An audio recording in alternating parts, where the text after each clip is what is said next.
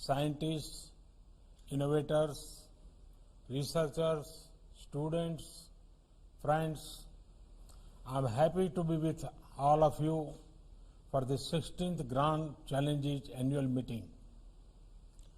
This meeting was to be held physically in India, but in changed circumstances, it is being held virtually. Such is the power of technology that a global pandemic did not keep us apart. This program has continued as per schedule. This shows the commitment of the Grand Challenges community. It shows a commitment to adapt and innovate. Friends, the future will be shaped by societies that invest in science and innovation. But this cannot be done in a short-sighted manner. One has to invest in science and innovation well in advance. That is when we can reap benefit at the right time. Similarly, the journey to these innovations must be shaped by collaboration and public participation. Science will never prosper in silos. The Grand Challenges program has understood this ethos well. The scale of this program is commendable. In 15 years, you have engaged with several nations.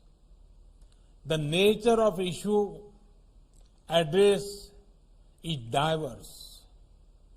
You have combined bright global talent to address problems such as antimicrobial resistance, maternal and child health, agriculture, nutrition, wash, water, sanitation, and hygiene. Friends, it has taken a global pandemic to make us realize yet again the importance of teamwork. After all, diseases do not have geographic boundaries. Diseases do not discriminate on the grounds of faith, race, gender, or color. And by disease, I am not only talking about the current pandemic situation.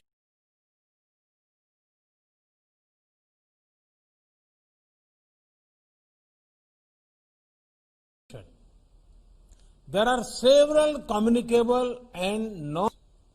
They have been India's greatest assets, especially during the last several months while fighting COVID-19. From containment to capacity building, they have achieved wonders.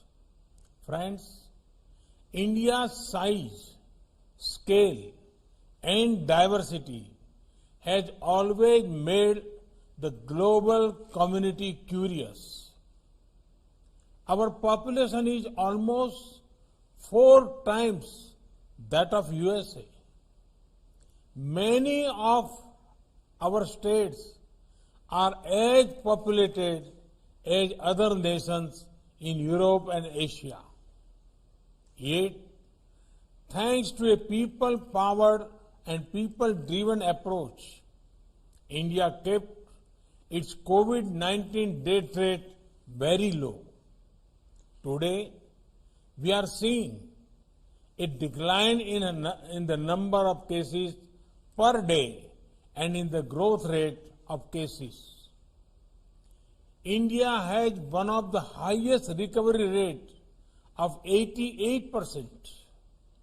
This happened because India was one of the first countries to adopt a flexible lockdown when the total cases were just a few hundred. India was one of the first to encourage the usage of masks. India actively began to work on effective contact tracing. India was one of the earliest to deploy the rapid antigen tests. Friends, India is now at the forefront of vaccine development for COVID. Some of them are in advanced stages. We are not stopping here. India is already working on putting a well-established vaccine delivery system in place. This digitized network, along with digital health ID, will be used to ensure immunization of our citizens. Friends, beyond COVID-2, India is known for its proven capacity to produce quality medicines and vaccine at low cost. More than 60% of the vaccines of global immunization are being manufactured in India. We included indigenous rotavirus vaccine in our Indradhanush immunization program. This is a successful example of a strong partnership for a long-lasting results. The Gates Foundation has also been a part of this particular effort. With India's experience and research talent, we will be at the center of global healthcare efforts. We want to help other nations enhance their capacities in these sectors. Friends, in the last 6 years, we have made many interventions which are contributing to a better healthcare system. Take a subject such as sanitation, improved cleanliness, more toilet coverage. Who does this help the most? It helps the poor and underprivileged. It leads to a fall in disease.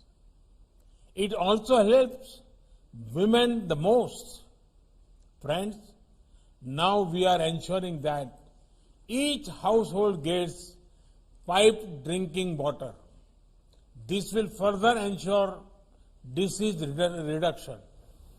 We are setting up more medical colleges, especially in rural areas.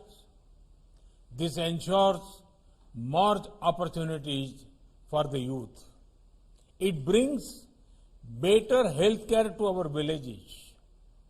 We are running the world's largest health insurance scheme and ensuring access to everyone. Friends, may we keep using our collaborative spirit for individual empowerment and collective well-being. The Gates Foundation and several other organizations are doing wonderful work. I wish you all fruitful and productive discussions over the next 3 days.